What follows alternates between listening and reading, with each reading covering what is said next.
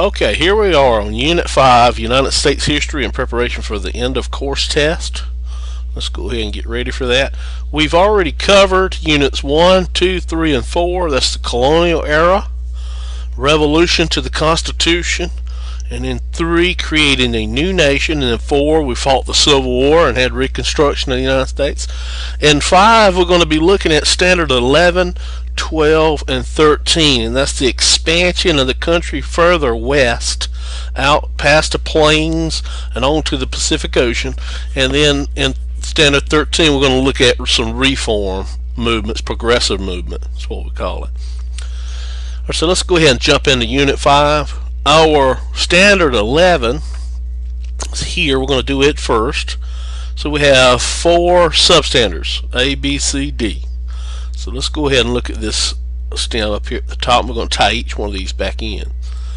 Alright, Standard 11 says the student will describe the economic, social, and geographic impact of the growth of big business and technological innovations after Reconstruction.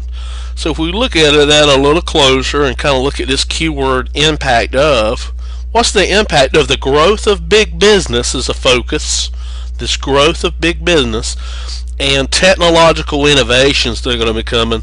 What's the impact of those, and when?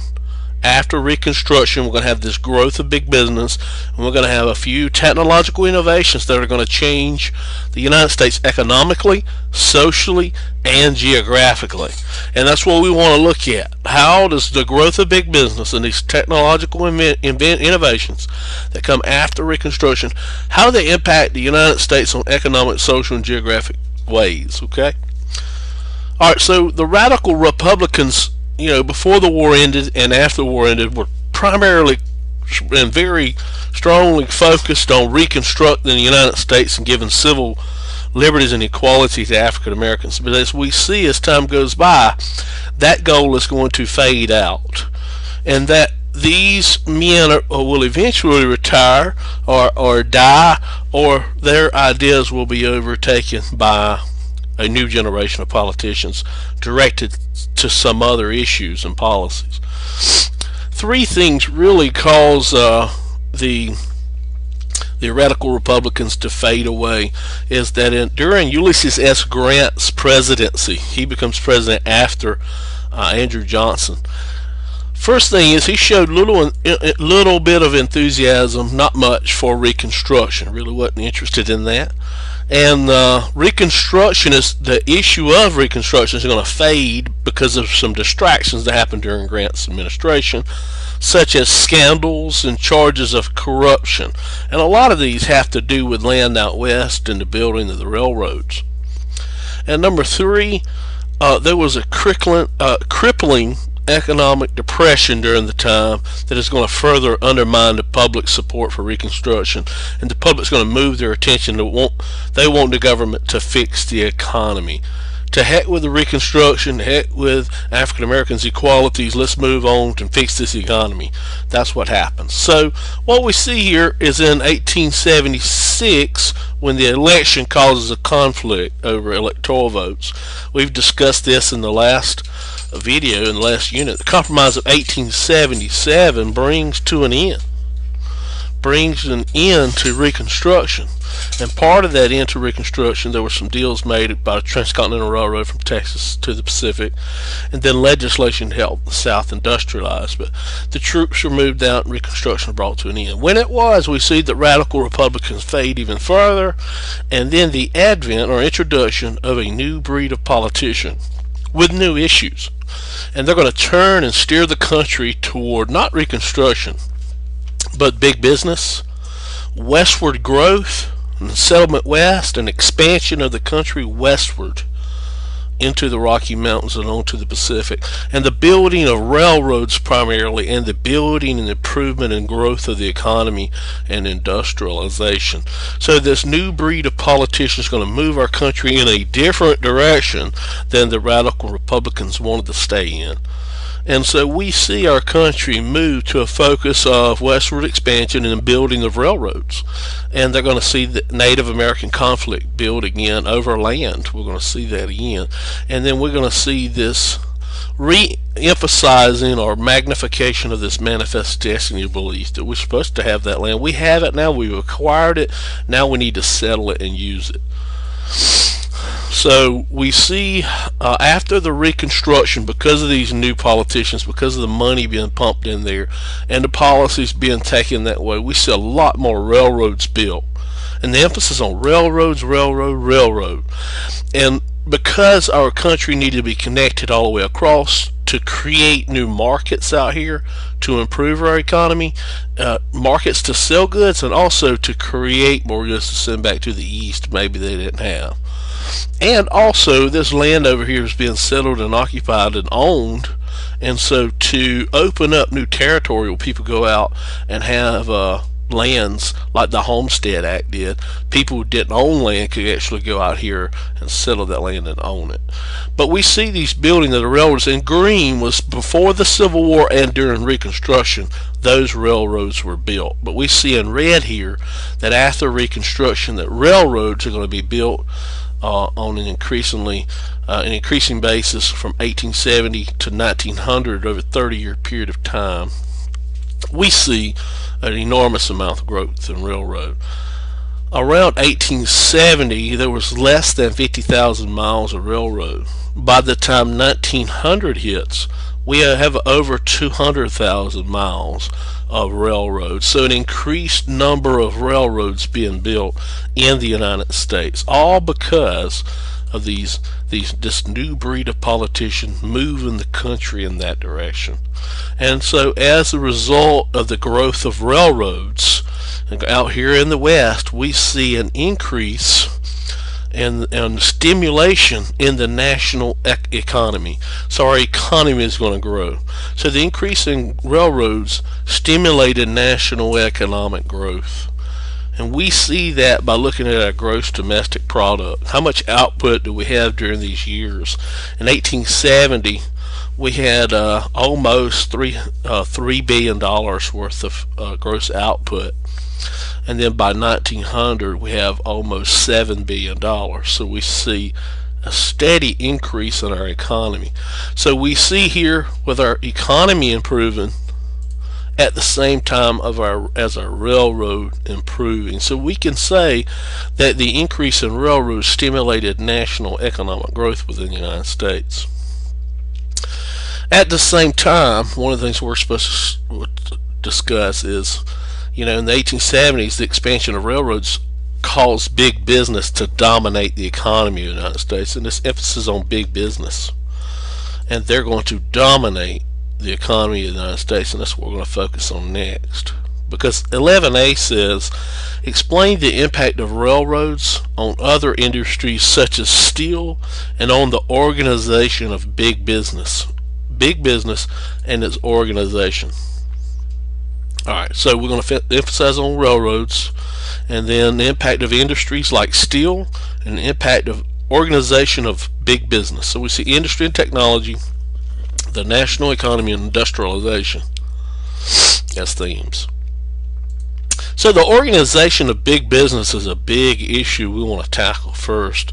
And let's look at one of these inventions that creates this steel movement. Alright, so in 1855, a guy by the name of Henry Bessemer improves and invents a process in making steel called the Bessemer process.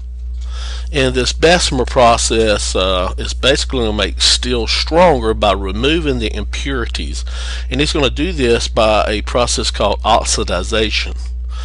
And they used to put, iron in here, melt it all down and pour it in a mold, but what would happen is the metal was weak and fragile. But with this new process, what we're going to do with Henry Bessemer's process is we're going to shoot some oxygen into the bottom of it, and the oxygen is going to push these impurities up, and this carbon and dirt and all these impurities up out, and what's going to be left is this molten steel that is pure. And so that is going to make, and the way it is made is going to make it stronger, and by removing its impurities, but it's also going to be able to make it a lot faster. This mass production of steel. So we're going to use this air to block these gases and carbons that make it weak. But we're also going to Henry Bessemer also creates this process where you can make steel quicker and quicker and quicker. So this efficiency in steel making and the ability to make steel stronger is going to benefit the building of these railroads. Steel is going to be made cheaper. It's going to cost less, and it's going to be more affordable for the government to buy. And it makes faster the expansion of railroads out west. More construction going on. And products made from steel are longer last and withstand the pressure of time. Now, to build these railroads out west, we need other things too. Steel being one of the big ones. And we'll talk about it first, but oil was another one. To work at night and to lubricate some of this stuff, you had to have oil. And we're going to talk about that, how it organized its business.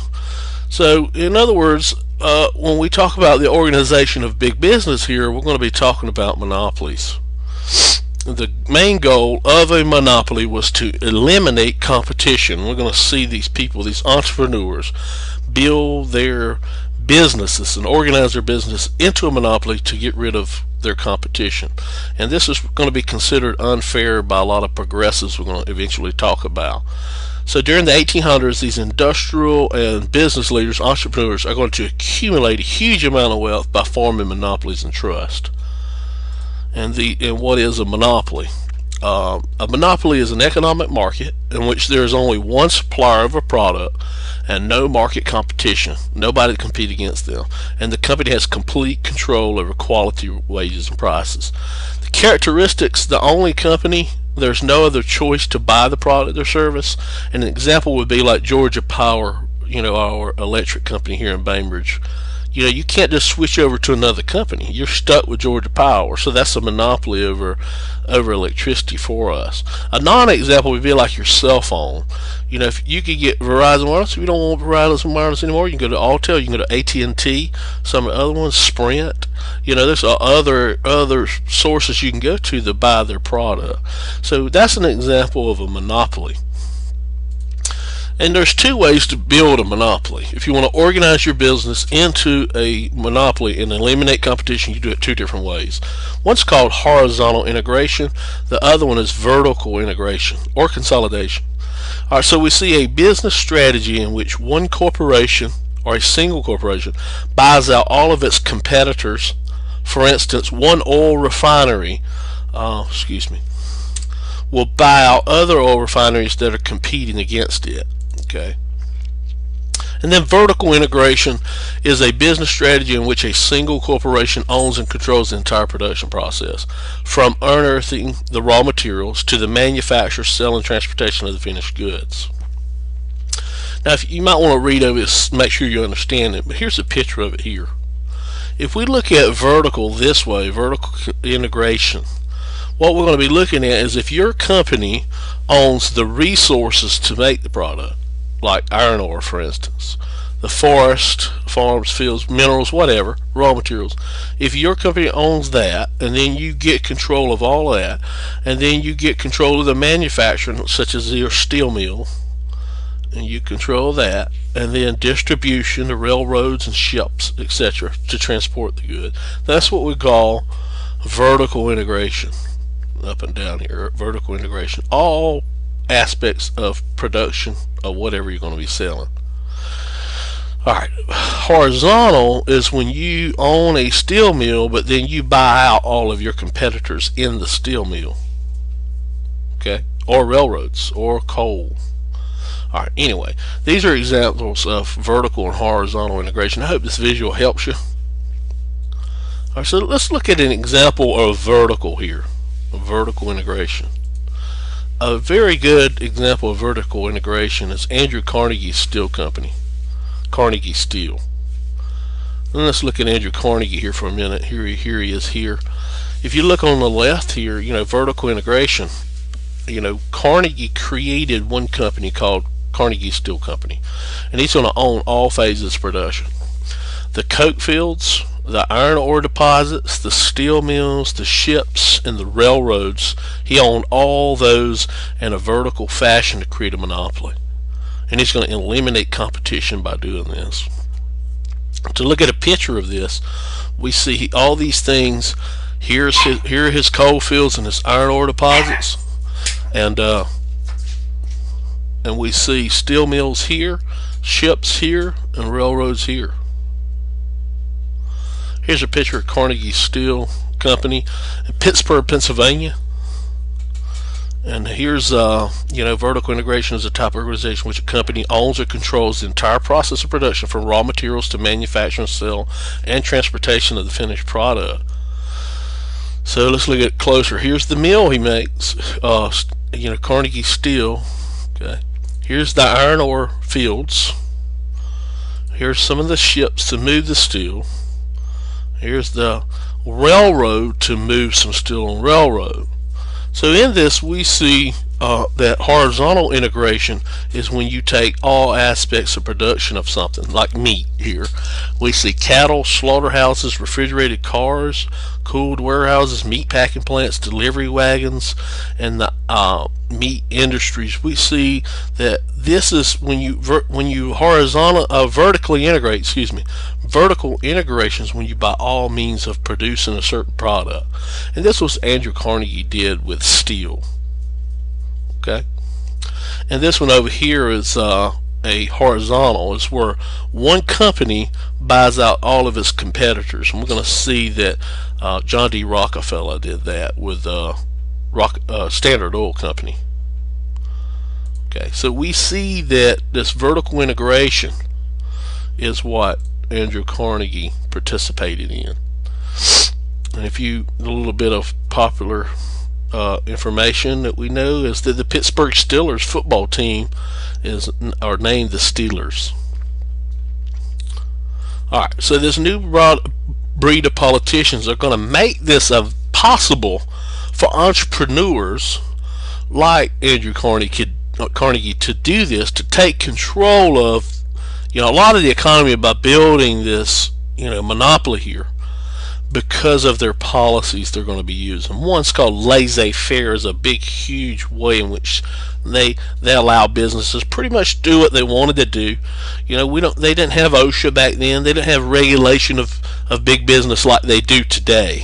Today you're supposed to have retirement. You're supposed to have workman's comp, 8-hour work day, 40-hour work week. If you work anything past that, you get more than minimum wage. That doesn't exist during this period of time because of laissez-faire. And laissez-faire come from this idea introduced by Adam Smith, this British economist, here around the time of independence, 1776. He wrote a book called The Wealth of Nations.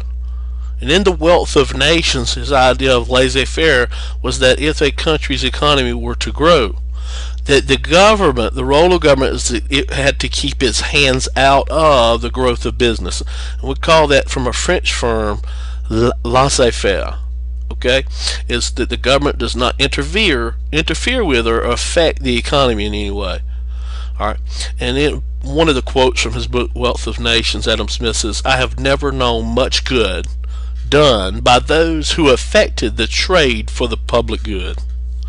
He's talking about government here interfering with business. And so, because of that, these new breed of politicians, their policies about the railroads and oil and steel and big business was to leave it alone and to help protect it. So we see here that Congress and state governments are going to embrace this concept of private property and limited regulation of business activity. In other words, laissez-faire.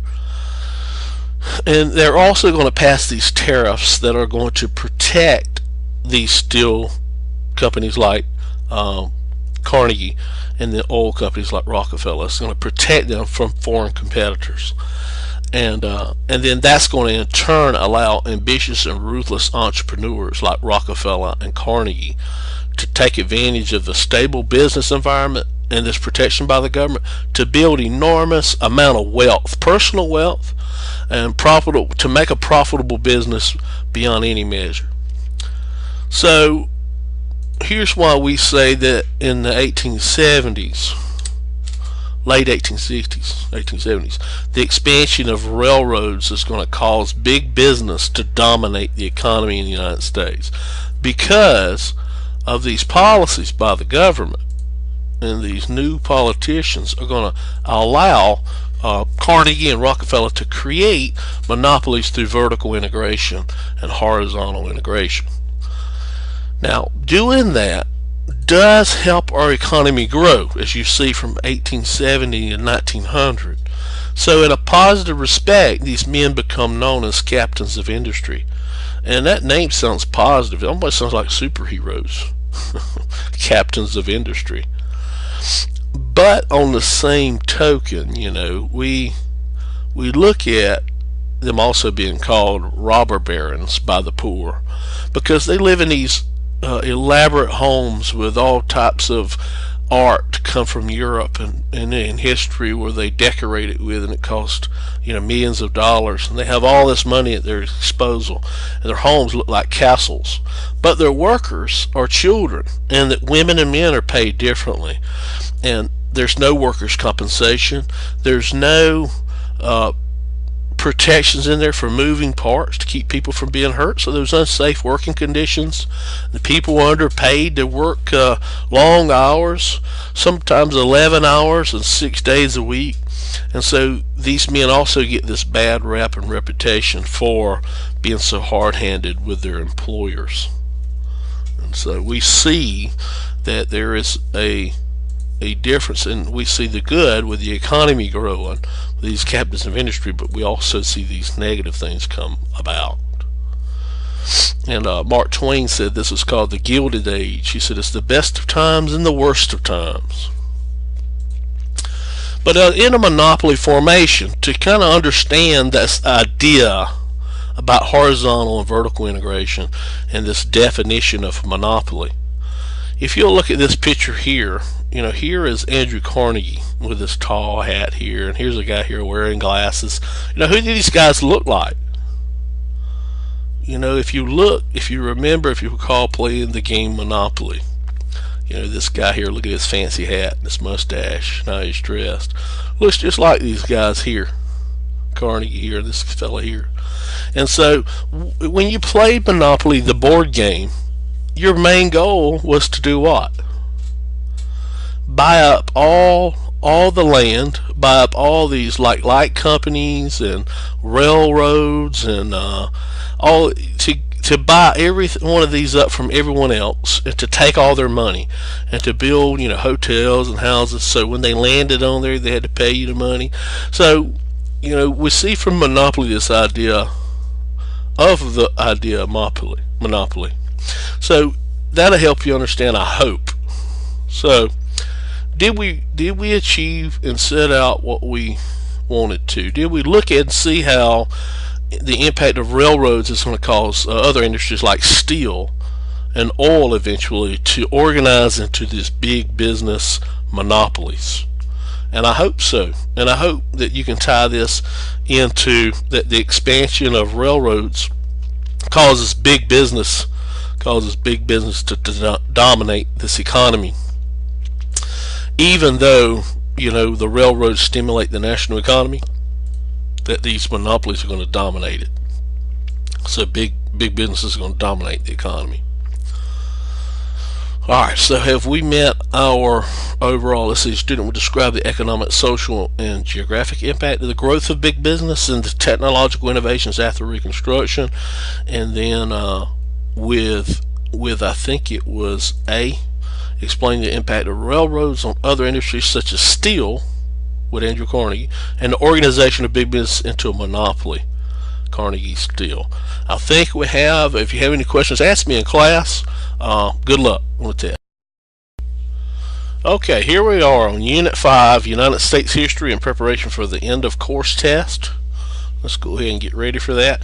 We've already covered Units 1, 2, 3, and 4. That's the colonial era, revolution to the Constitution, and then 3, creating a new nation, and then 4, we fought the Civil War and had Reconstruction of the United States. And 5, we're going to be looking at Standard 11, 12, and 13, and that's the expansion of the country further west out past the plains and on to the Pacific Ocean.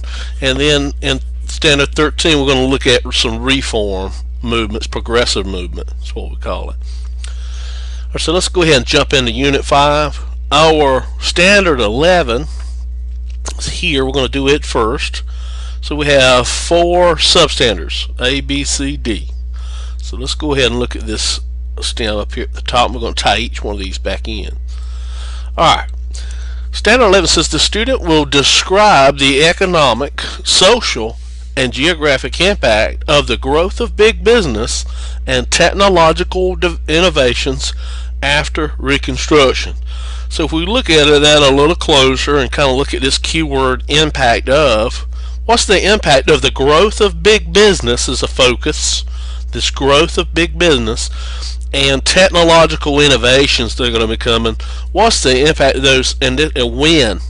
After Reconstruction, we're going to have this growth of big business, and we're going to have a few technological innovations that are going to change the United States economically, socially, and geographically. And that's what we want to look at. How does the growth of big business and these technological innovations that come after Reconstruction, how do they impact the United States on economic, social, and geographic ways? Okay. All right. So the radical Republicans, before the war ended and after the war ended, were primarily and very strongly focused on reconstructing the United States and giving civil liberties and equality to African Americans. But as we see as time goes by, that goal is going to fade out, and that these men will eventually retire or die, or their ideas will be overtaken by a new generation of politicians directed to some other issues and policies. 3 things really cause the radical Republicans to fade away. Is that during Ulysses S. Grant's presidency, he becomes president after Andrew Johnson. First thing is he showed little bit of enthusiasm, not much, for Reconstruction. Really wasn't interested in that. And Reconstruction is the issue of Reconstruction is going to fade because of some distractions that happened during Grant's administration, such as scandals and charges of corruption. And a lot of these have to do with land out west and the building of the railroads. And number 3, there was a crippling economic depression during the time that is going to further undermine the public's support for Reconstruction, and the public's going to move their attention to they want the government to fix the economy. To heck with the Reconstruction, to heck with African Americans' equalities, let's move on and fix this economy. That's what happens. So what we see here is in 1876, when the election causes a conflict over electoral votes. We've discussed this in the last video, in the last unit. The Compromise of 1877 brings to an end